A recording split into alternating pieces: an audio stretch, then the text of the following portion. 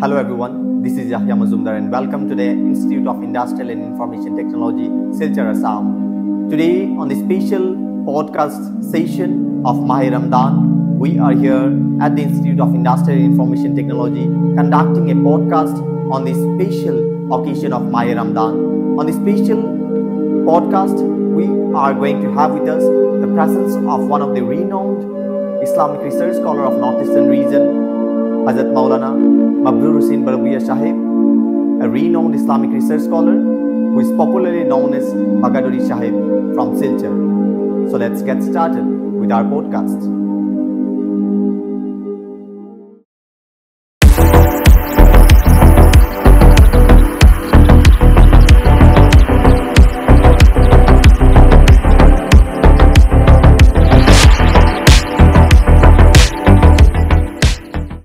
আসসালামু আলাইকুম রহমতুল্লাহি বরকাতুহু। প্রিয় শ্রোতামণ্ডলী, মাহে রমজান উপলক্ষে institute of industrial and information টেকনোলজির পক্ষ থেকে আপনাদের সবাইকে আন্তরিক প্রীতি শুভেচ্ছা অভিনন্দন জ্ঞাপন করছি। আজকের এই বিশেষ পডকাস্ট আড্ডা নামে এই পডকাস্টে, যেটি powered by institute of industrial and information technology Silchar Assam, এই বিশেষ পডকাস্ট উপলক্ষে আমাদের মধ্যে উপস্থিত আছেন উত্তর পূর্ব ভারতের বিশিষ্ট ইসলামিক চিন্তাবিদ, শিক্ষাবিদ ও গবেষক আমাদের সর্বজন শ্রদ্ধেয় বাগাডরি সাহেব। স্যার, আপনাকে অন্তঃস্থল থেকে আমরা আজকের এই পডকাস্টে ধন্যবাদ জানাই যে আপনি আপনার মূল্যবান সময় আমাদের মধ্যে উপস্থিত হয়েছেন এবং আমাদের এই পডকাস্টের প্রথম যেটা প্রশ্ন আপনার করতে চাই সেটা হচ্ছে যে রমজানের উপলক্ষে আমাদের করণীয়টা কি হবে? একটি প্রোডাক্টিভ রমজান আমরা যদি চাই, সেই প্রোডাক্টিভ রমজানের জন্য একজন প্রকৃত মুসলমানের করণীয়টা কি, সে বিষয়ে যদি আপনি কিছু বলতে চান। আসসালামু আলাইকুম। বিশেষ করিয়া রমজান মাস যেটা আছে আমরার কাছে আল্লাহ পাক রব্বুল আলামিনে তান কুরআন শরীফের মধ্যে ফরমান, ইয়া আইয়ুহাল্লাযিনা আমানু কুতিবা আলাইকুমুস সিয়াম কামা কুতিবা আলাল্লাযিনা মিন ক্বাবলিকুম লাআল্লাহুম তুফলিহুন। আচ্ছা, ইলা আখির আয়াত। আল্লাহ পাক রব্বুল আলামিনে তান পাক কালাম শরীফের মধ্যে ফরমায়, তুমি তাই রমজান শরীফের রোজারে রাখো। রমজান শরীফের রোজা যেটা আছে এটা রাখ দেখি তবে তোমার ফরর যে গুনাহ আছে ওগুন তারে আল্লাহ মাফ করে দিলেইবা, আর তুমি তাই সাফল্য হইবা। তো যার কারণে রমজান শরীফের রোজা যদি আমরা প্রত্যেকে রাখি তাহলে কি তৈব আমরা রমজান শরীফের ফজিলত রহমত যেগুলা আছে এইগুলা আমরা কি তখন লাভ করবো। বিশেষ করিয়া রমজান মাস এমন এক মাস, আমরা বাস্তবে চিন্তা করলে দেখা যায় রমজান শরীফের মধ্যে তুমি যদি বালা একটা কাম করো, আল্লাহ পাক রব্বুল আলামিনে এটারে 70 গুণ বাড়াই দিন। এতনে ফায়দা। একবার যদি কোরআনের একটা আয়াত পড়ো, এবারে 70 গুণ, 70 যেটার মধ্যে রমজান শরীফে আল্লাহ মানুষে জো করছেন। নবীজি ফরমাইছেন, রমজান শরীফের রোজা পাইয়া যে তার গুনাহ খাতারে মাফ করাইতে পারতো না, তার লাখান কম্বক বদনসিব এই জমিনও নাই। আর আমরা যদি রমজান শরীফ পাইয়া আমরার পাপ যেগুলো আছে এগুলো তারা যদি মোচন করতে না পারি তাহলে আমরা কিতাব ক্ষতিগ্রস্ত হয়ে যাই, বদনসিব হইম আর কম বক্ত হয়ে যাই আর কি। খুব সুন্দরভাবে আপনি সেটা বলেছেন।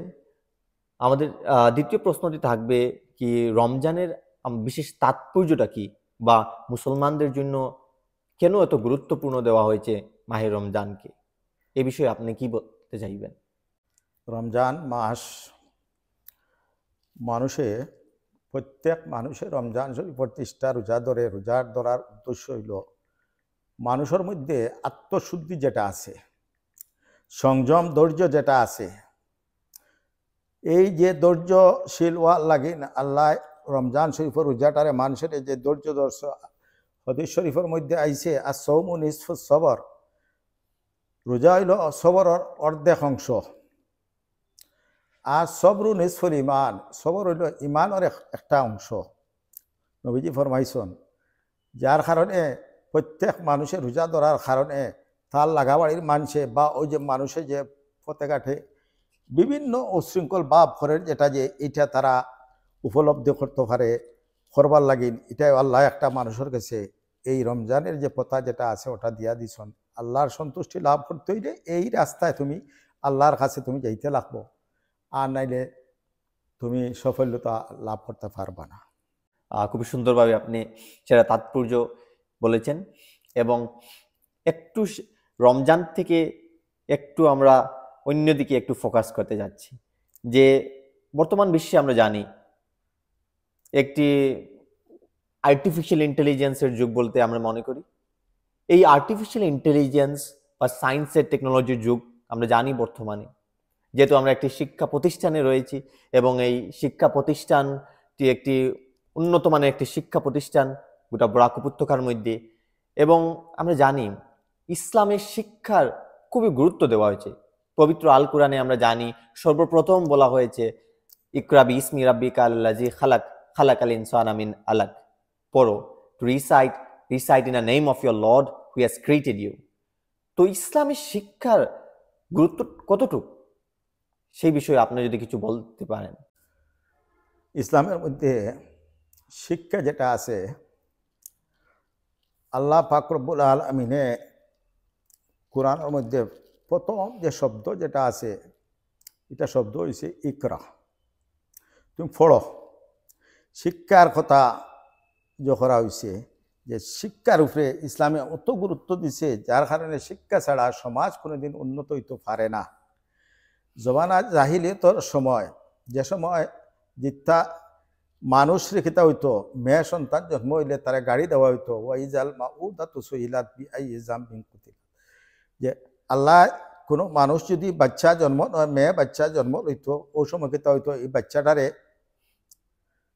জিথা গাড়া হয়ে যেত গিয়া শিক্ষার অভাবের কারণে, যেটার জবানাত অশিক্ষিত সময় আসলো।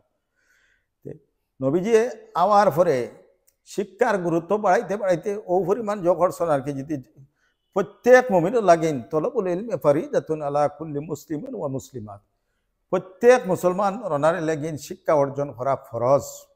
আল্লাহ তো প্রথম জিবরিলে আমিরে আইয়া নবীজির কিতাব হইছেন ইকরা, তুমি কোরআন পড়ো, পড়ো, কোরআন পড়ো না পড়ো।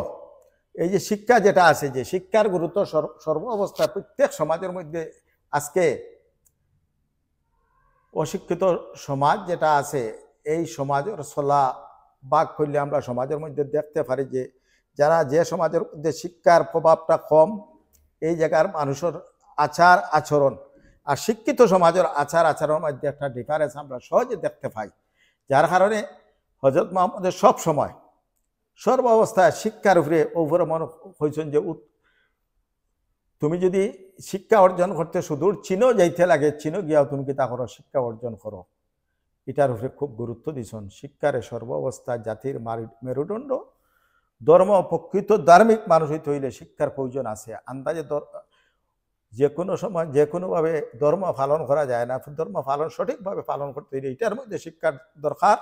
আর সমাজে চলতে হইলে সামাজিক জ্ঞান যেটা আছে, এটা শিক্ষার মারফতে আমরা সবে অর্জন করিয়া থাকি।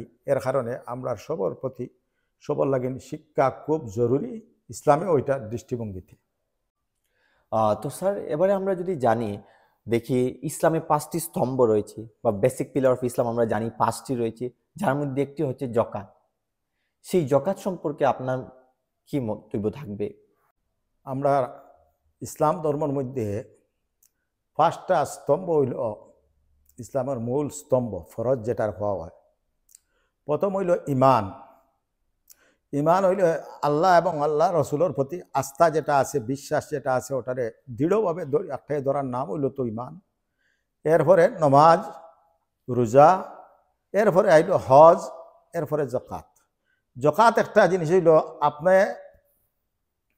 আমরা সমাজে দেখা যায় আমরা যারা ইনকাম করি, এই ইনকামটারে সমস্ত মালিক বুঝা যায় আমি নিজেও। তো রাসূলুল্লাহ ফরমাইতরা, তোমার যে প্রতিবেশীর মানুষ যারা আছে, তোমার প্রতিবেশীর মানুষ যদি উপবাস থাকে আর তুমি যদি গরু বইয়া খাও, তে তোমার মুসলমানই না, তুমি মুসলমান হিসাবে তুমি তোমার সার্টিফিকেট পাইবার যোগ্য নাই। পাইতে হইলে কিতা করা লাগবো, তোমার লাগা বাড়ি যারা আছে তারার বা তোমার লগে যে তোমার যে ইনকাম যেটা আছে টেকাত 100 টাকাত 2.5 টাকা, 1 লাখ টাকাত 2,500 টাকা, এই পরিমাণ হক যেটা আছে 2,500 টাকায় যেটা আছে এটা হইল গরিব গুড়া ভিক্ষুক বা রিলিজিয়াস মাদ্রাসা যেগুলো আছে, এতিম মিসকিন যারা আছে, ওয়াবনুস সাবিল, এতিম ওয়াবনুস সাবিল যারা শিক্ষা প্রতিষ্ঠানের মাঝে পড়াশোনা করে তারারে তুমি এটা তোমার অংশটা দিয়া দিতাই, যার কারণে তারা কিতা করতো তোমার হকর মধ্যে তোমার সম্পত্তির মধ্যে তারারও একটা অংশ আছে যেটা তারা বুক করতো, তুমি এটা যদি রাখো তারার লগে তুমি বেইনসাফি করবা, আল্লাহর কাছে কাল কিয়ামতের দিন এটার লাগে জবাবদিহি হইতে লাগবো, তুমি ছুটিবার কোনো রাস্তা থাকতো না, এটা বড় ভয়ঙ্কর রূপ ধারণ করবো। ধন্যবাদ স্যার। আমাদের নেক্সট কোয়েশ্চেনটি থাকবে যে রমজান মাসে আমাদের জীবনে একটি ইতিবাচক পরিবর্তন কিভাবে আনতে পারে। আমরা বিশেষত দেখতে পারি যে মুসল্লিগণের সংখ্যা রমজান মাসের শেষ দিন অবধি কিছু সংখ্যক থাকে, যেটাকে আমরা বিশেষত সব বলে জানি। মসজিদের মধ্যে আমরা দেখতে পাই সবের খাতারটা একটু লম্বা আর কি, সংখ্যাটা আমরা দেখতে পাই খুবই বেশি, কিন্তু সেই রমজান শেষ হওয়ার সঙ্গে সঙ্গে আমরা দেখতে পাই যে মুসল্লিগণের সংখ্যাও কমে যায়। সেই বিষয়ে আপনার আমাদের মুসলিম ধর্মাবলম্বী লোকদের উদ্দেশ্যে কি বলতে চান?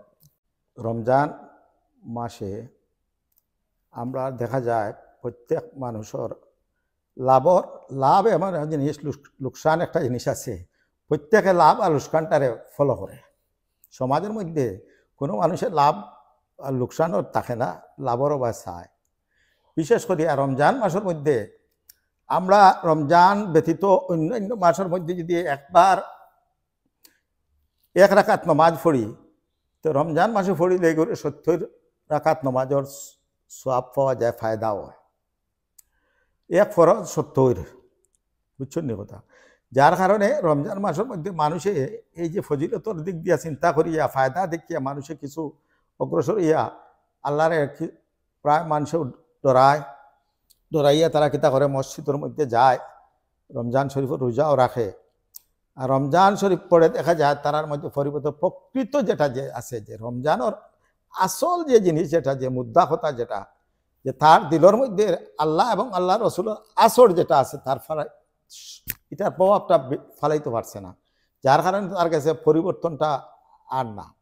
যার কারণে রোজাটারে দেওয়া হয়েছে তারে সংযম যেটা, যে তার আত্মশুদ্ধি করিয়া হে প্রকৃতভাবে আল্লাহ এবং আল্লাহর রসুলের মাহাত্য যেটা ওটা বুঝিয়া এবাদত করিয়া আল্লাহরে রাজি করিয়া ইহকাল এবং পরকালের মধ্যে ফায়দা হইবার লাগিন, তারে মুক্তি হইবার লাগিন তার চেষ্টা করি যেত। যার কারণে কিছু মানুষ আছে সমাজের মধ্যে লোকচক্ষুর কারণে, বয়ের কারণে, শরমের কারণে তারা রোজা রাখে, লুকাইয়া গিয়ে খুবেন খার পাতারে গিয়া, এরকম করিও না। রমজানের রোজা একটা ফরজ রোজা। হজরত মোহাম্মদ সাল্লাল্লাহু আলাইহি ইসলামে কইছেন যে শখসে রোজা রাখবো তার জিম্মাদারি তাই লইতা না। নবীজে তান উম্মত হকলের প্রত্যেকের জিম্মাদারি লইবা, মতিন রোজা ছাড়া মানুষের জিম্মাদারি কিয়ামতের দিন রসুল্লাহ লইতা না। রসুল্লাহ যদি লইনা সফাত করেন না, আমরা বেকার জীবনটা। যার কারণে প্রত্যেকে এটারে খুব গুরুত্ব দিয়া রমজান পরে ওইটারে ধারাবাহিক রাখাটা খেয়াল করতা, এইটাও আমার আপনার। জাযাকাল্লাহ খাইর স্যার। আমরা জানি রমজানের মধ্যে একটি বিশেষ রাত রয়েছে যেটা আমরা লাইলাতুল কদর বলে জানি। সেই রাতের গুরুত্ব সম্পর্কে আপনি যদি কিছু বলতে চান আমাদের দর্শকদের উদ্দেশ্যে। রমজানের মধ্যে বিশেষ একটা বেজুড় রাত আছে, যে রাতটা সবে কদর হওয়া হয়। আল্লাহ পাক রব্বুল আলামিনে তান কুরআনে করিমের মধ্যে ইন্না আনজালনাহু ফি লাইলাতুল কদর, লাইলাতুল কদর খায়রুম মিন আলফি শাহর।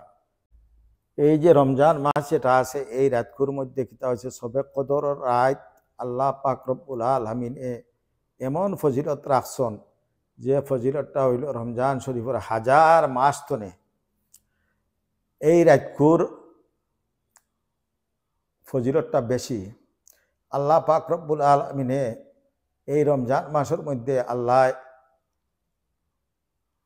আমরারে অসংখ্য কিতাবের মধ্যে লেখছেন সবে কদর রায় অসংখ্য জমাতর দুয়ারে আল্লাহ কবুল করেন, আল্লাহ তার জীবনের গুনাহাতা গুণ তারে মাফ করে দিলেন। যার কারণে সবে কদর রায় কুর ফজিলত যদি আমরা বালা যদি উপলব্ধি করতে পারি, জীবনে আমরা সবে কদর রায় আল্লাহরে রাজি করবার লাগি না, আমরা চোখের জল বয় দিবার কথা।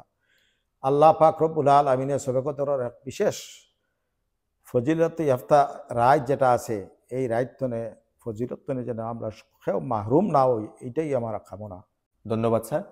তো আমাদের নেক্সট কোয়েশ্চন হচ্ছে যে ছাত্ররা রমজানে কিভাবে ইবাদত এবং পড়াশোনার মধ্যে ভারসাম্য বজায় রাখতে পারে? রমজান বিশেষ করিয়া ছাত্র যারা আছে তারা তো পড়ার গুরুত্ব আমি প্রথমেও কইছি যে পড়ার ছাত্রর পড়ার মধ্যে কোনো জিনিসের কমি হতো না। সমাজ শিক্ষা ছাড়া সমাজ গড়ে না, গড়িয়া উঠে না। রমজান শরীফের মধ্যেও ছাত্র যারা আছে রমজান শরীফ যদি রোজা রাখে তার পড়ার মধ্যে কোনো ক্ষতি হইতো না, ক্ষতি হওয়ার কোনো লক্ষণ নাই।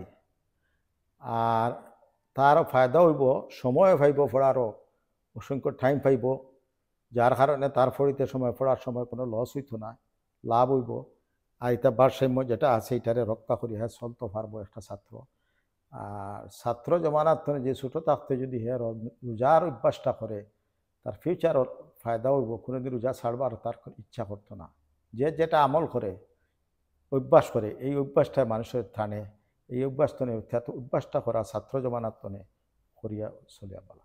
জাযাকাল্লাহ খাইরান স্যার, আপনাকে অসংখ্য ধন্যবাদ যে আপনার অত্যন্ত ব্যস্ততার মধ্যে আপনি আমাদের এই পডকাস্টে সাড়া দিয়ে উপস্থিত হয়েছেন এবং আমরা সত্যি আপনার কাছে কৃতজ্ঞতা জ্ঞাপন করছি। এবং সর্বশেষ একটি কথাই আপনারা বলতে চাই যে শ্রোতামণ্ডলীর উদ্দেশ্যে আপনি যদি কিছু বলতে চান। বিশেষ আজকের প্রোগ্রামের শ্রোতামণ্ডলী, আজকে আমরা ইসলামের যে 5টা স্তম্ভ আছে কলিমা, নামাজ, রোজা, হজ, যাকাত, এই 5টা জিনিস আজকে আমরা সঠিকভাবে যদি পালন করি, প্রথম জিনিস হইল ইসলামের মধ্যে প্রথম স্তম্ভ হইল ইমান। ইমানের পরে বাকি 4টা, এই 4টা যদি আমরা পারফেক্টভাবে যদি পালন করি সমাজের মধ্যে কোনোদিন কোনো মানুষ বিভ্রান্ত হইতো না। আজকাল দেখা যায় সমাজের মধ্যে আজকে অমুকরে দেখতে পারেন না, অমুকরে সহ্য করতে পারেন না। এটার মূল কারণ হইল আমরা ধর্মর যে মূল ধর্ম পালনকারী না, আমরার মাঝে গোড়ামিটা কিছু বেশি প্রশ্রয় পাইলিছে।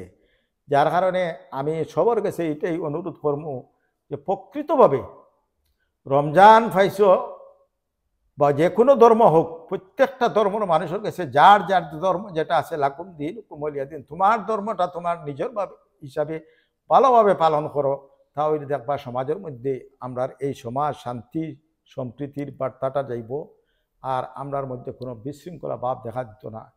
আর যার কারণে আজকে আমরার এই জিনিসের অভাবের কারণে আমরা সমাজের মধ্যে বিশৃঙ্খলা দেখা দিছে, আর আমরার মধ্যে শান্তি লুপ্পার দিন দিন বয় ভীতি পয়দাওয়ার। এটার জন্য আমার বিশেষ অনুরোধ হইল প্রত্যেকে যার যার ধর্ম যেটা আছে সুন্দরভাবে পালন করতে হয়। আর ইসলাম ধর্মাবলম্বী যারা আছে তুমি তাই ইসলামের প্রত্যেকটা স্তম্ভরে সঠিকভাবে তুমি তাই আদায় করিও, এই বলি আমার বক্তব্য শেষ করি। So thank you everyone. We hope that everyone who are watching the podcast all across the Barak Valley and beyond will be benefited from this special podcast. And once again, on behalf of the Institute of Industrial and Information Technology, Silchar, Assam, I thank each one of you for watching the video till the end. Until we meet in the next episode, stay tuned, stay updated. Thank you.